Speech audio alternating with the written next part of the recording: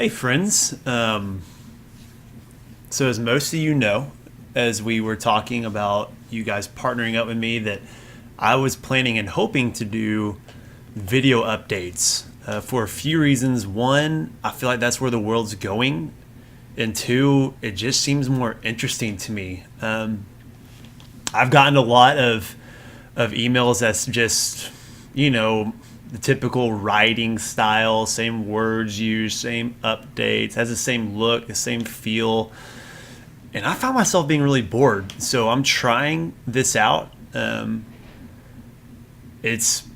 see. We'll see how it goes. I'd love some feedback towards the end of it. But as you do watch this video and you look down below, there should be little links you can click with subject lines that you may find interesting. So let's say you want to figure out, you really just want to hear about what's going badly or what I'm struggling with. There should be a little blurb or line at the bottom. You can click to that and it'll take you to the place in the video where I talk about those things specifically. But anyways, so let me know what you think of this video. But we'll start with the things that are going really well. A lot's been going well, to be honest. I've been here for 2 months now, and I've loved every minute of it.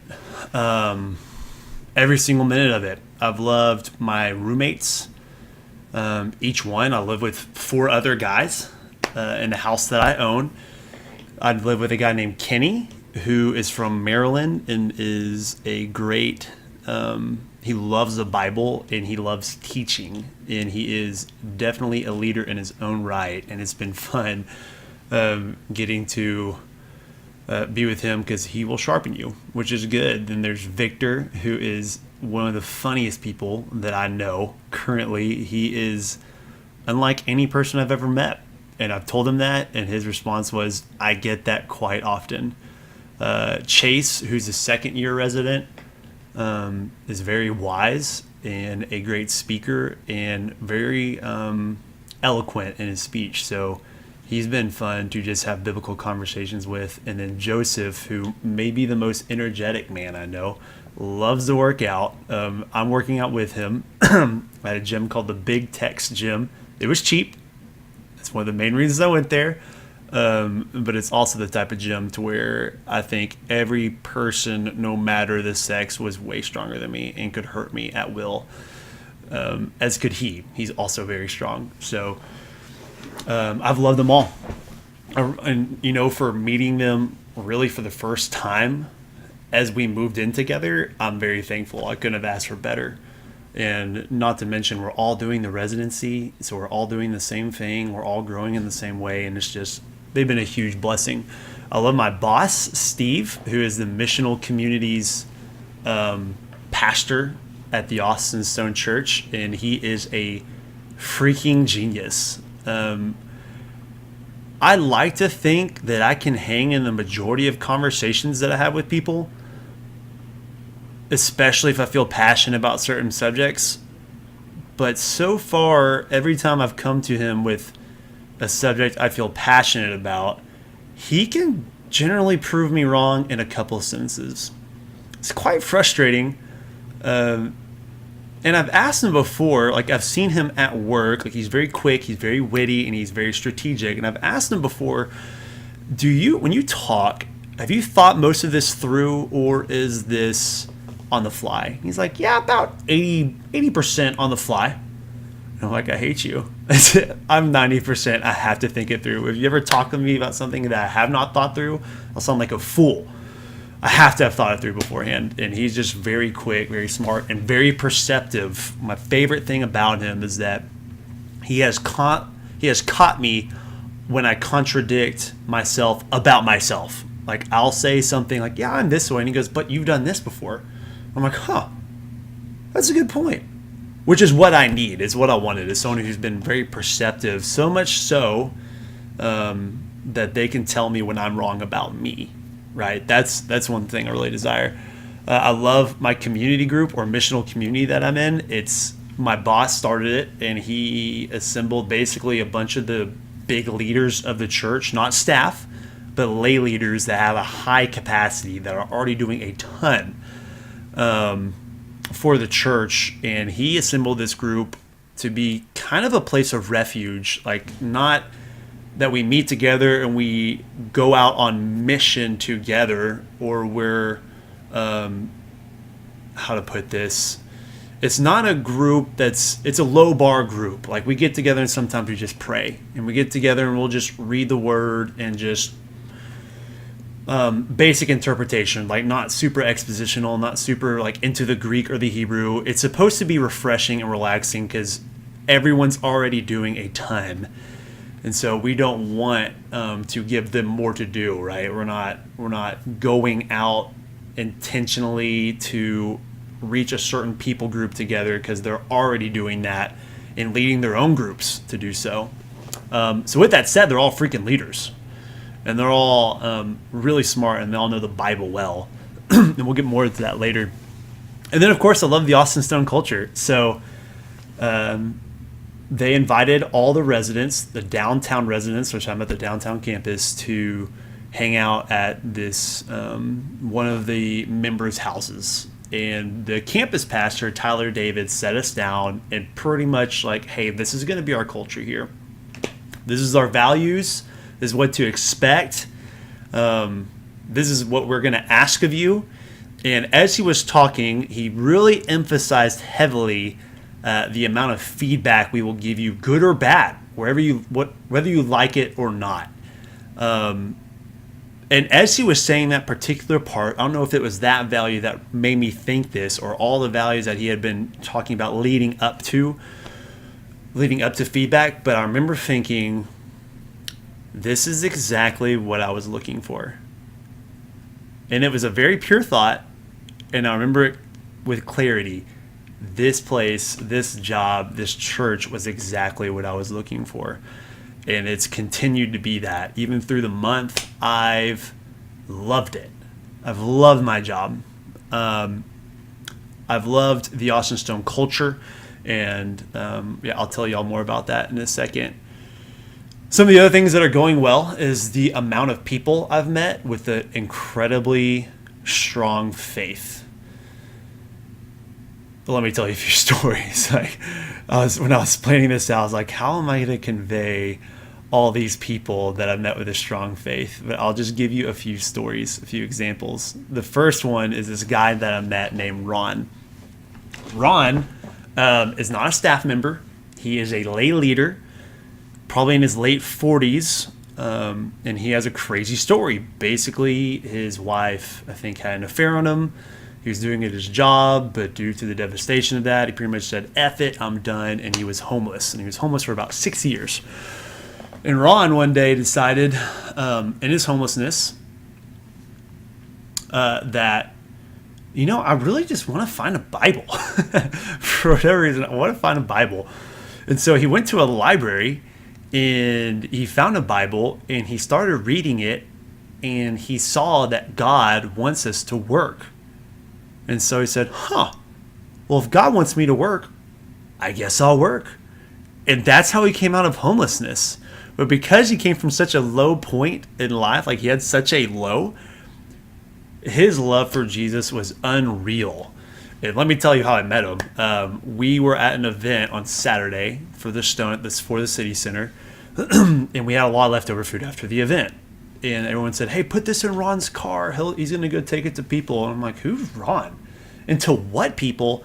I'm poor. I'm hungry. I'll take it. And I was walking outside, and I saw Ron loading all the food in his car. I was like, hey, who are you taking this to? He goes, man, I'm going to go feed this. I'm going to give this to some homeless people. And I was like, can I? He goes, you want to come? I'm like, yeah. Can I come? He's like, hop on in, man. I'm like, okay. So I hopped on into Ron's car, and Ron and I drove off, and we would stop. Anytime we saw a homeless person get out, we would give them food in exchange for prayer. And the whole time we were driving and walking together, he was constantly like, dude, I love Jesus. Like, I love Jesus. What better thing can we do with our time than what we're doing right now? What a blessing it is that God would even let us do this the whole time. knew his Bible well. He definitely was not ignorant of the word. He knew it better than I did. He, in his faith and his love for Jesus was just unreal. So much so that in my head, I was like, I don't know if I'm buying it, man. Like, I'm a little cynical that you are being completely authentic with me. You know, sometimes you meet people, you're like, you're putting on a show. I know you are. So afterwards, after we fed the homeless for about 3 hours, honestly, I met with a lot of the staff. I was like, so this guy Ron, is he like this all the time? And they're like, yeah, he's like that all the time. And I'll say this, I don't think I've ever met somebody who was as passionate about Jesus as Ron was. Me personally, I've never met that.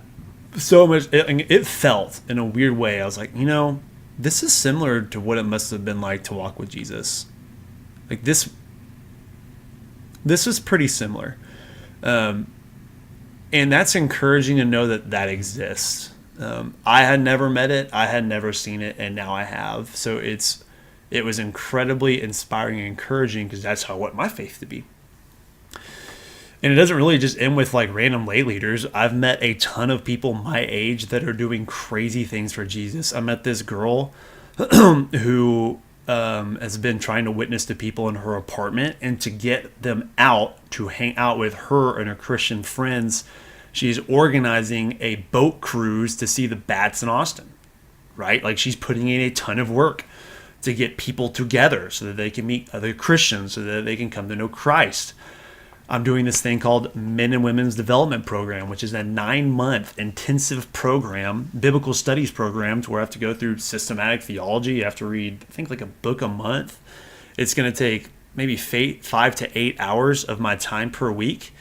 I have to do it because I'm part of the church, but there's 240, I think, men and women in their mid-20s to early 30s that are actually, I think they've paid to be a part of this. 240 who are going through a 9-month intensive biblical study program.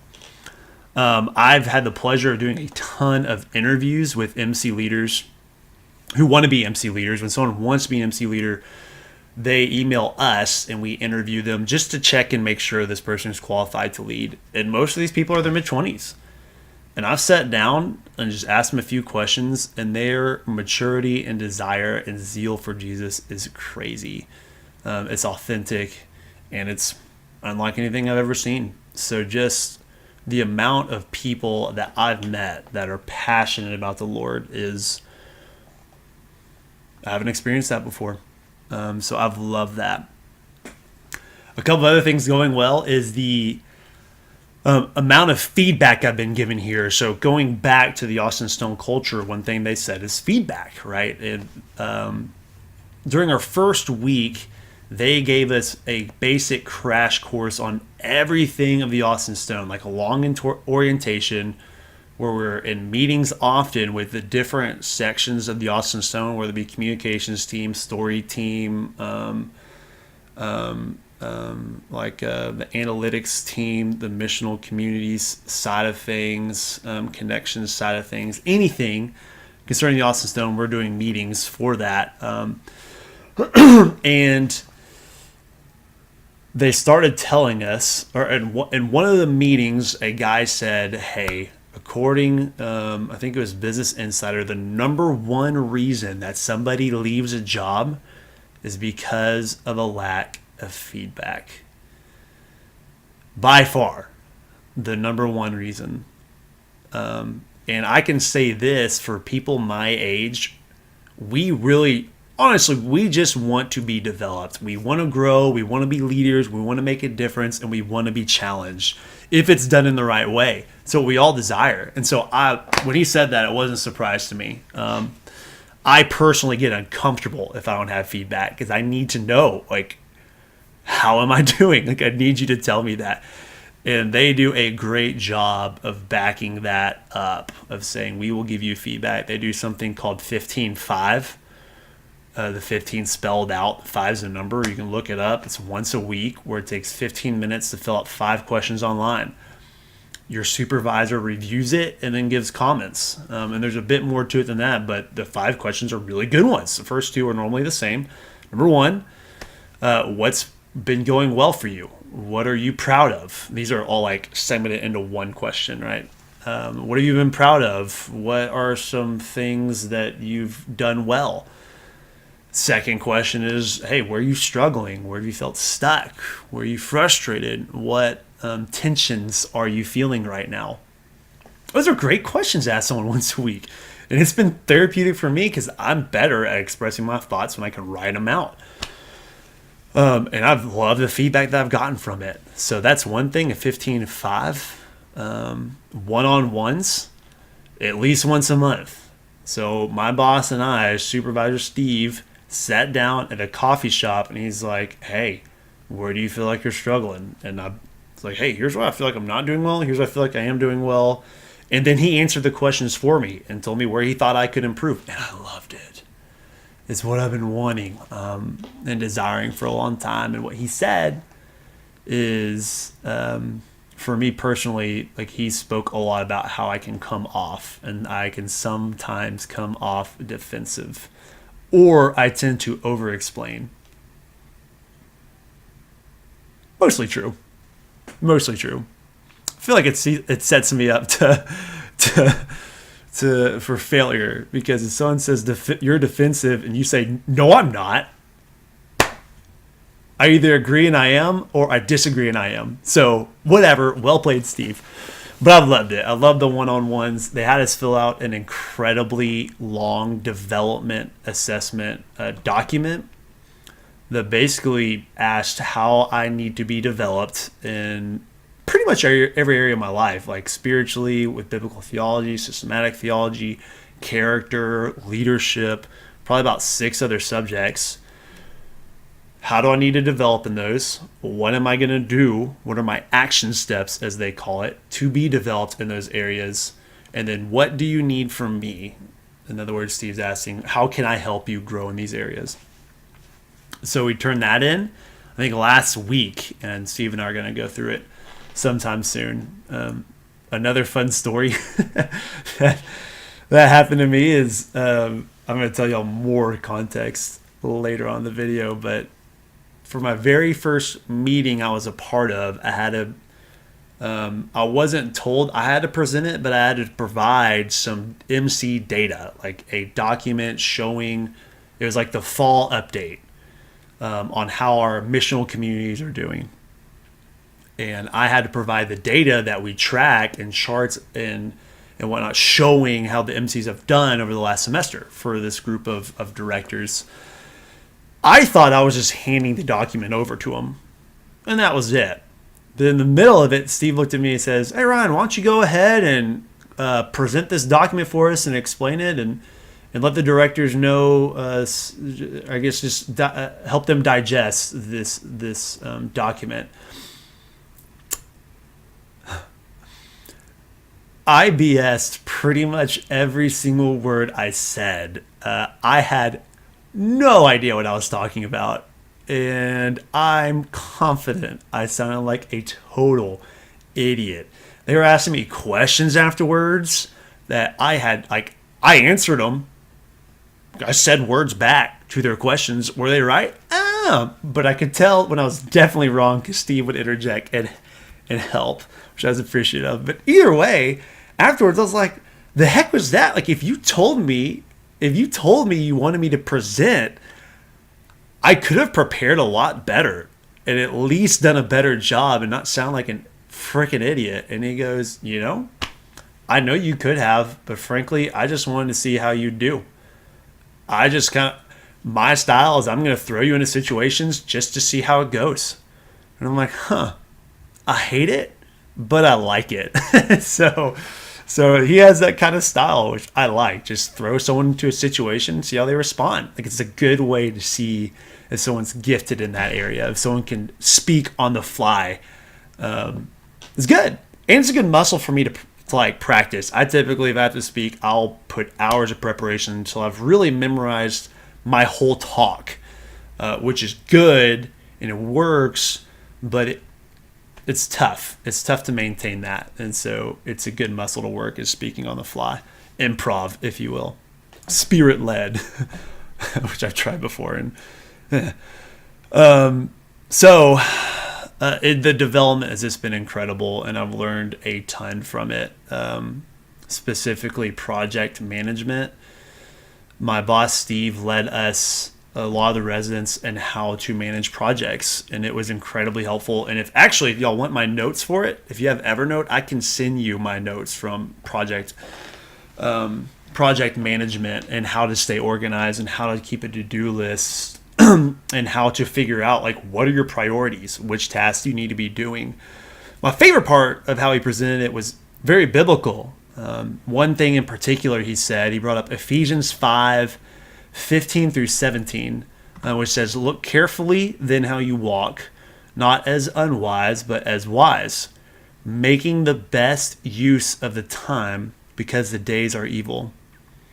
Therefore do not be foolish, but understand what the will of the Lord is." And he pointed out making the best use of the time because the days are evil. Beg the question, are you really making the best use of your time? Which doesn't necessarily mean, are you really freaking busy? Could mean is, are you being efficient in what you're doing? And then he pointed out, he asked this question, which stuck with me, as he said, how much of your sin is caused by your poor time management? Great question. How many times do you get super stressed about your work because you, and that stress leads you to some sin? Maybe it's lust or anger or bitterness or just being deeply insecure or short with people, which could have been avoided if you manage your time better, right? How much of your sin is a cause of poor time management? Great question. He also gave us a good way to figure out what your most important tasks are, like how to prioritize. And his theory was, you have kind of a grid. One line represents important, and the other one represents urgent. He said, hey, when someone gives you a task, think through, is it important? And is it urgent? Is it not important? And is it urgent? Is it important but not urgent? Is it neither? Is it not important and not urgent?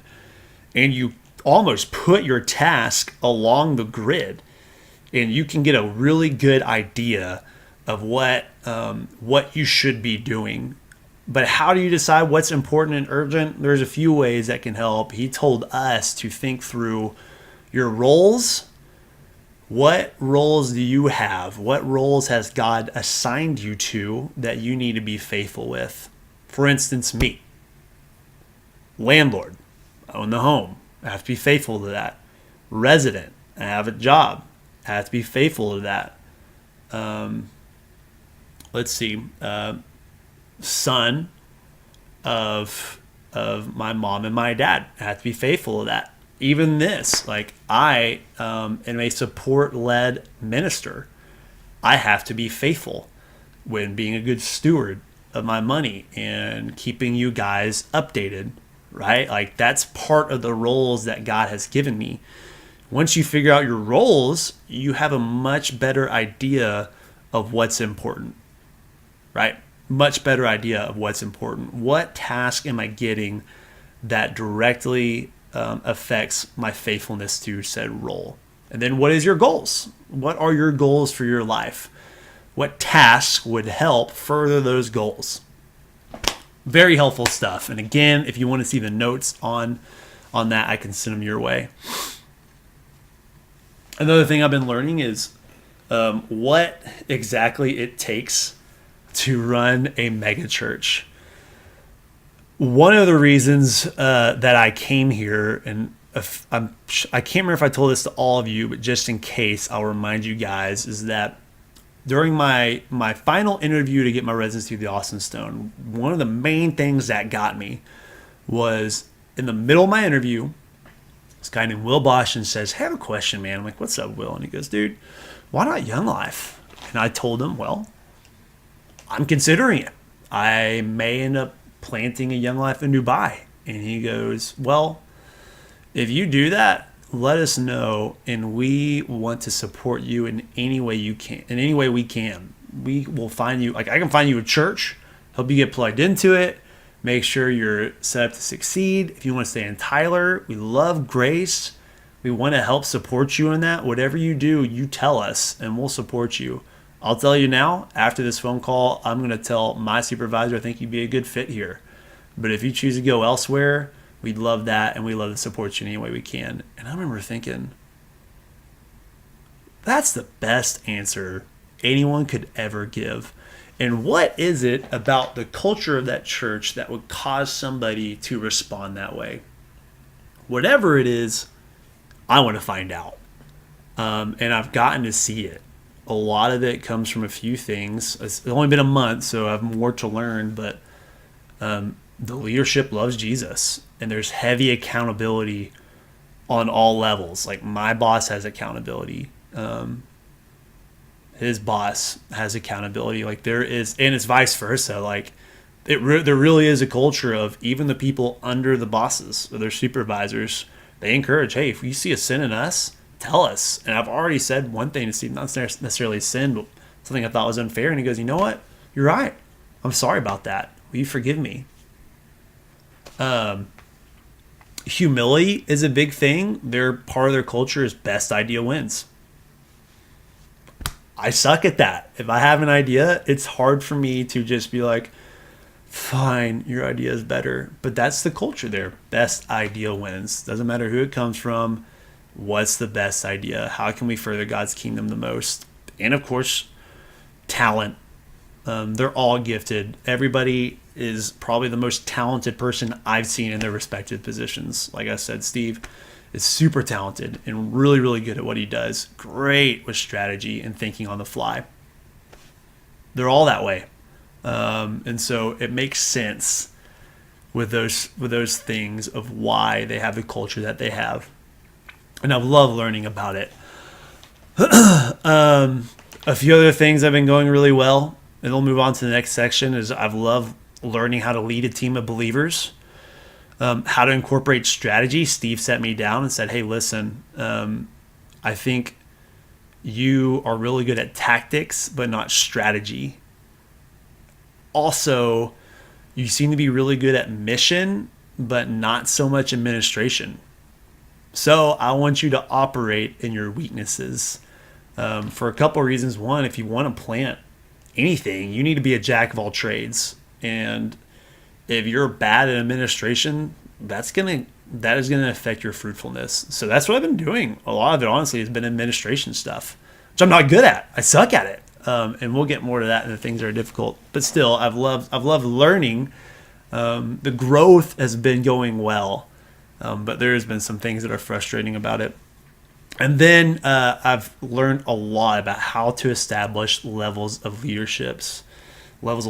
We have our missional communities, leaders of those missional communities, coaches for those leaders, directors to help those coaches and help us with some things that we need, and then staff. And there's levels of leadership in staff. I've loved learning how to do that. I don't have it down, but I'm learning.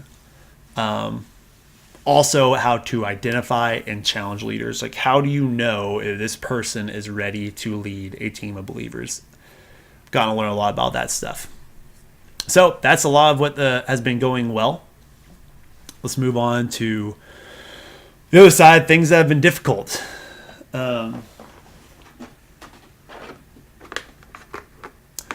So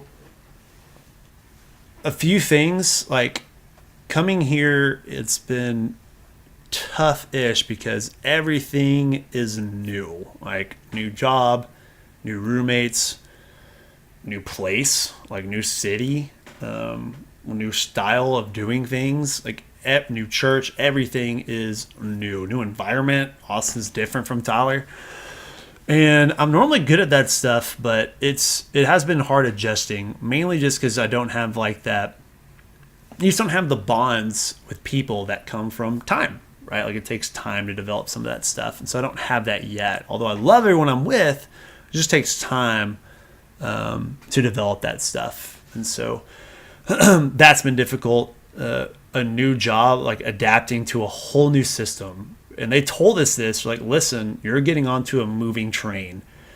And we know that, but that's what we're asking you to do. And I've come from a pretty like relaxed paced environment, and now I'm coming into a sprint. Not just a sprint, but also sprinting, how to put this, when I have no idea how to run, for lack of a better way to explain it. Like I have no idea how to, like I'm trying to sprint with them. I just don't know what I'm doing. And so there's a bunch of different systems they use that I've never used, way of doing things that I haven't done, tons of meetings, not used to that, and a ton of like different threads of tasks going on in my mind.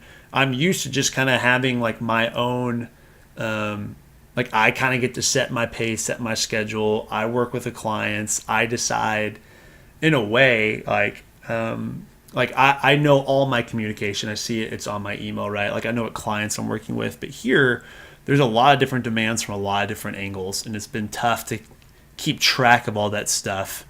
And it's caused a little bit of disorientation. Like I'll come home and just, it's hard to shake the feeling of, I know I have something to do. And so it's been hard to rest just because I feel it's hard to rest when you think that you have something urgent that you need to do. You just don't know what it is. I'm getting there. Like that was hard for the first 2 weeks, but now like a month in, I'm getting it down. And my boss has been encouraging. He's like, dude, this is normal. Like I've told him this stuff. I'm like, I'm struggling with this. Like that's normal. It should take you a while to get it down. We don't expect you to have it done right now. But I'm just frustrated that I'm not productive, right? Like I can't really help out too much because I'm still trying to figure things out. And it's no fun feeling like you're a burden, right? You want to be a blessing. And we'll get there, but that's just been frustrating. What I was saying earlier with just how many leaders that I've been around, I work with leaders, I live with leaders, my mission community is full of leaders. It's tough to battle the comparison game, the imposter syndrome, feeling like you don't belong. Can weigh you down, just knowing everyone's really smart and gifted. And it makes you think a little bit like, man, am I a 10 talent guy, 5 talent guy? Because I'm starting to feel like I'm 1. Like around these people, I think I'm a 1 talent guy. And of course they've been encouraging in that, but again, that's been one thing I've struggled with. The comparison struggle. So those are the main things, just adjusting to a different pace of life. And of course, just for me personally, when I feel disoriented, I just make tons of mistakes. And I had probably second weekend, one of the worst weekends ever. And I'll tell you all this story. So that meeting I told you about earlier with the directors, I was asked to do that presentation, but I didn't find out due to a miscommunication that I needed to do that till Thursday, and it was due Sunday. So remember how I said I don't really know what I'm doing? That still applies. Like I don't know how to use a lot of what they use. Like even Google Sheets, like I don't know how to use that, and I haven't made a presentation like that since freaking college. So I'm having to relearn how to do things that I haven't learned how to do in a while rushing to get this presentation ready for Sunday. That's when it is Sunday. And this presentation is supposed to reflect everything about mission communities, I think all spring, right, for a semester. It's a lot. And so that caused me to work basically all weekend. There's an issue with that. I had friends coming to visit me to hang out. And so when they got here, I was able to hang out with them one day, but the next day I'd be like, guys, I have to finish this. I can't hang out. I'm nowhere close to done, and it's due in 2 days. And so I had to send them out to do their own thing, which was somewhat frustrating because I wanted to be with them, but I just had to do this. I had to get it done, which in a way I enjoyed. Like I like it's kind of nice. Like I have to sacrifice to get my work done, but it was still frustrating. Like I want to work hard and I want to show that I can work hard, but that was hard. It was hard to tell them, sorry guys, I can't hang out. So I spent all weekend trying to create the report, and then on Saturday I forgot that for a month I had planned to invite all the residents over. I've already created the event, invite all the residents over, right? And so it started at 5, and about 3 we started trying to prepare for the party, for all the residents coming over, and it was somewhat frantic. It was supposed to be a finger foods party to where everyone brings a finger food and we all eat with our hands. Thought it was a great idea. Guess not, because no one came. It is so sad. Come 5 o'clock, we started getting those last minute text messages saying, hey, can't make it. Hey, can't make it. Hey, sorry, I'm not going to make it. And we as roommates are getting a little sad. It came down to about 5:30, and I had somebody text me saying, hey, I'm on my way. And I'm like, hey, just so you know, no one's here. You can come, but no one's here. And she said, okay, well, then I'm just not going to come. I'll eat dinner instead at my house. I'm like, and I did say, I was like, please come. You're more than welcome to come. She's like, I'll stay at my house. I'm like, dang it. There's one more person coming at 6:30. But this time it's pouring rain, right? The weather's terrible outside, of course. And she texts me saying, hey, we're 20 minutes out. And I get a call from my friends who were here to visit, who had gone off to play in Lady Bird Lake. And they had swam with their key fob in their pocket. And their truck is a type of truck to where their key had a microchip in it. And if it doesn't sense that microchip, doesn't start. And they call me. Keep in mind, pouring rain, 6:30. One person's coming. In 20 minutes, they'll get there. And I get that call, and I'm like, F it. And I text this girl, don't come. Don't even worry about it. I can't make it. And I start going over to buy them, I think, a new battery, because they thought it could be the battery that short-circuited in the key. Went to go buy that, which that was a chore in itself. And then as soon as I bought it, on my way over, they called me screaming with joy, saying, it's working. We've made it. We're on our way back. And I'm like, yay, I spent money. So the party was a complete bust. Never happened. And in all my party planning days, I've never had one bust that badly. And that was sad. But you know what? It meant more time to work on my presentation. Came back home, worked on the presentation till midnight, finished it. There's a problem. My key didn't work for the office, so I couldn't get in to print a lot of colored paper. Like I think it was like 80 pages ish that I needed to print off, all in color. I needed to. My presentation, it needed color. So I went to FedEx at midnight, and I got there and I entered the pay, like I was gonna print it off, enter the file, and it turns out it's, I think, $60 to print 80 pages in color, front and back, mind you. And my fear of failure kicked in. I was like, ugh, do I cost the Austin Stone a video game to print this out? Or do I just print it out in black and white and just say sorry? Guys, I say this to my shame.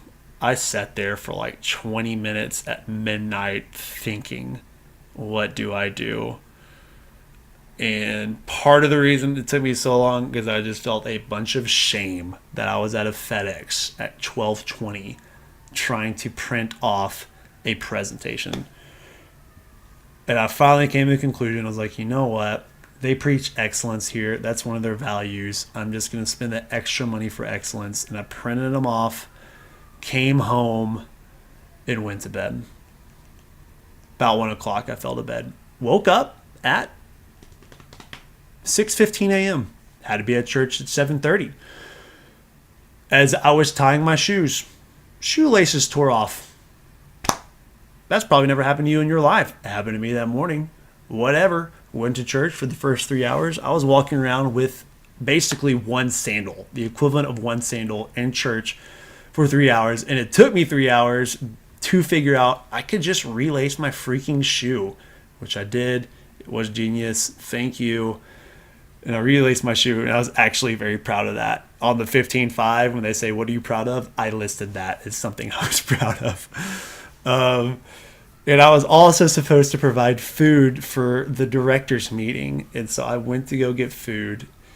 And I went to go get ice and some cups and some other things. And when I got back to the school, I remember taking the food out of my car and thinking, I sure hope this food doesn't fall out the bottom of the bag. Whatever. Sure enough, I get inside.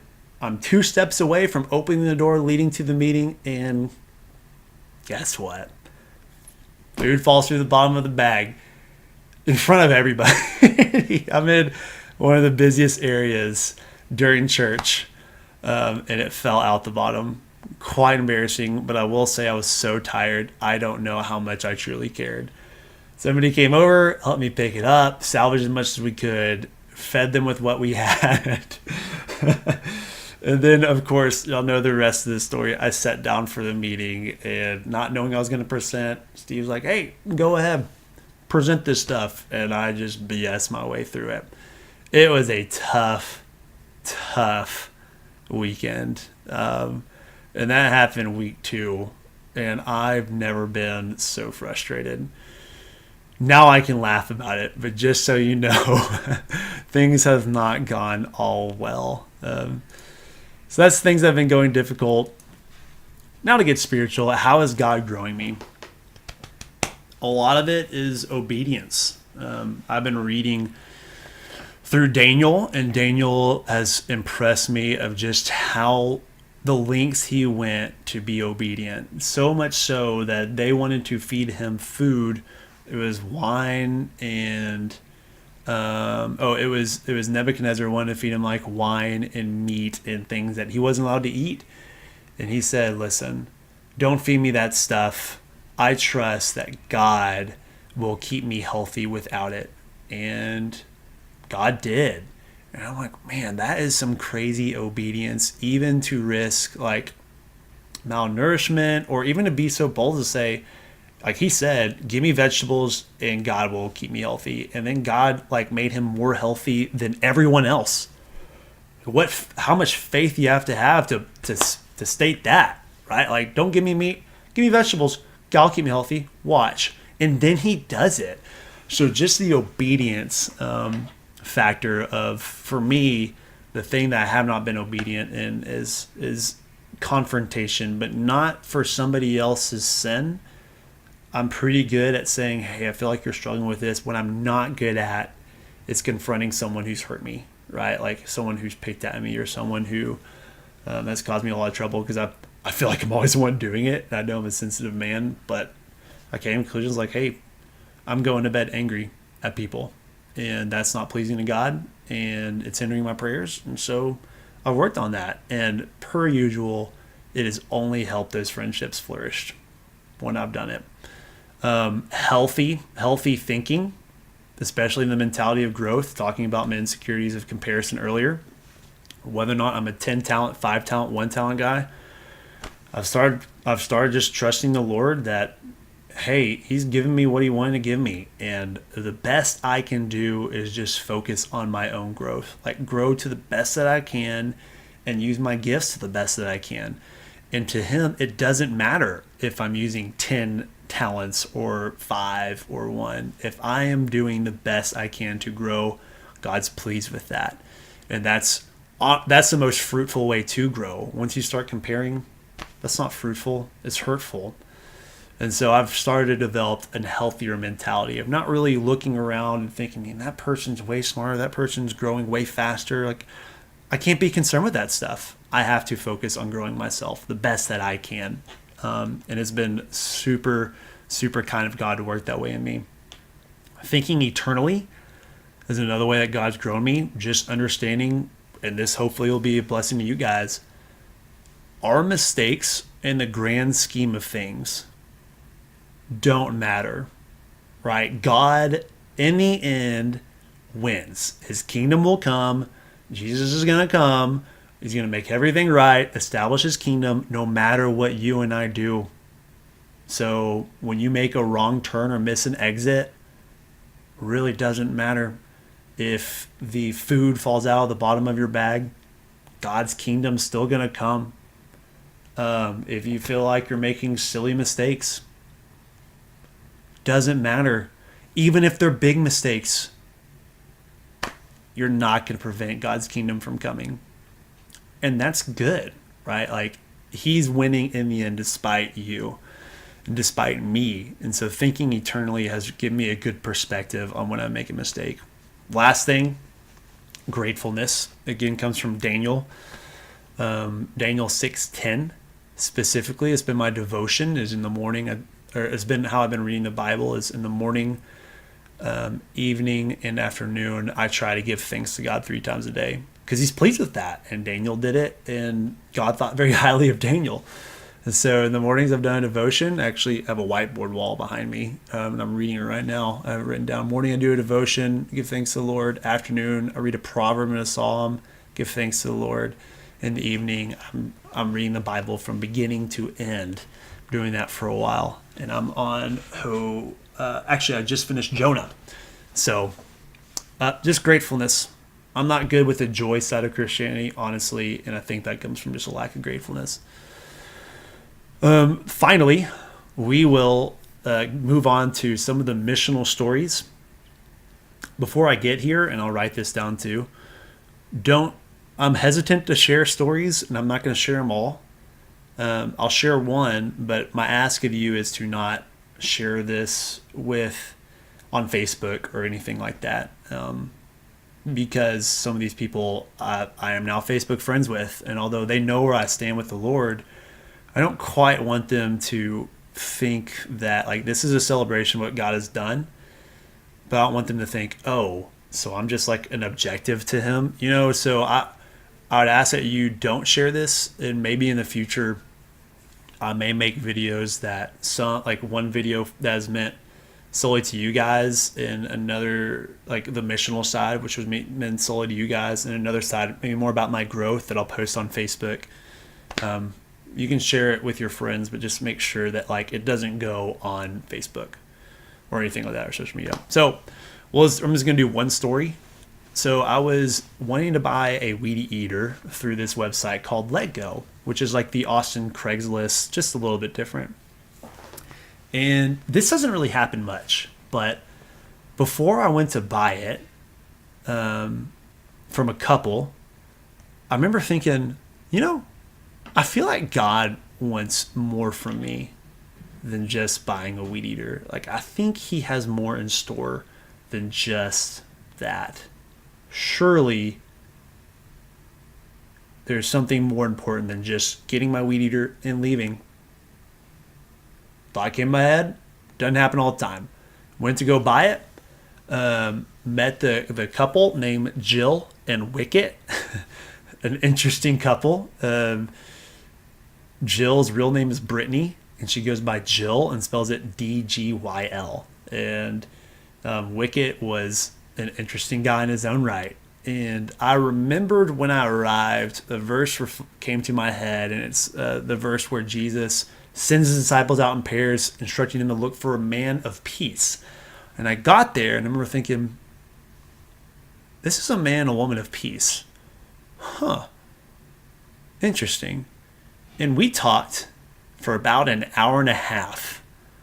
And at the end of the hour and a half, just talking about whatever. I mean, I told them where I worked, but we didn't talk much about spiritual stuff. Just talked about whatever. And they said, hey, you should come to our housewarming party. And I'm like, okay, I don't have any friends in Austin. Sure, I'll come, whatever. And they also said, and come hang out with us before that too. I'm like, great, love it.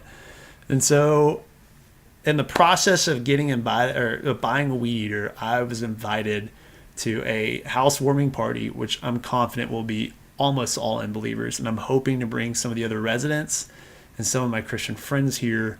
So if you want to pray for that, I love that. But also be encouraged. Like, I was just buying a weed eater and God used that. And think for yourself, what's a menial task that maybe God wants more from? What's something that you've just looked at as maybe minuscule and just a simple transaction? Maybe God has more things in mind than just that. And be prepared. You never know what could happen. So I would love prayer that I am able to establish a solid relationship with these two that have the energy to do it and the want to, and that my friends would come with me. So the last thing is what I would love some prayer for. Specifically the verse Daniel 1:17, talking about how God gave Daniel and his friends wisdom and understanding with all the literature they've been reading. I would love if God would give me some of that with some of the things that I've been learning. Opportunity and obedience are the main things I'd love prayer for. If y'all wouldn't mind sending me some information, or just specifically your birthdays. That's something I want to put in my phone just because I want to check up with you guys when those days come around. And of course, let me know what you thought about this. If this is something you enjoyed or something you thought that I could do differently or better. I don't know of anyone else doing this, so I have nothing to base this off of. So I think with time it will get better and better and better, but I would love y'all's feedback. But appreciate all you guys. Of course, I couldn't do this without y'all. We are partners in this stuff. So I'm thankful for y'all. I'm trying to pray for you guys as often as I can. And feel free to reach out, text, call, or whatever. Love you guys. Thanks again for being with me on this stuff. Yeah. Thanks again. Y'all are great.